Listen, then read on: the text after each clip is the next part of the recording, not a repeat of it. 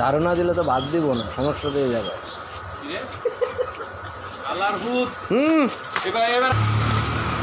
ভালোভাবে ঝাড়ু দাও, ঝাড়ু না দিলে ভাত নাই, নিজেরও ভাত নাই, বাসার দ্বারও ভাত নাই।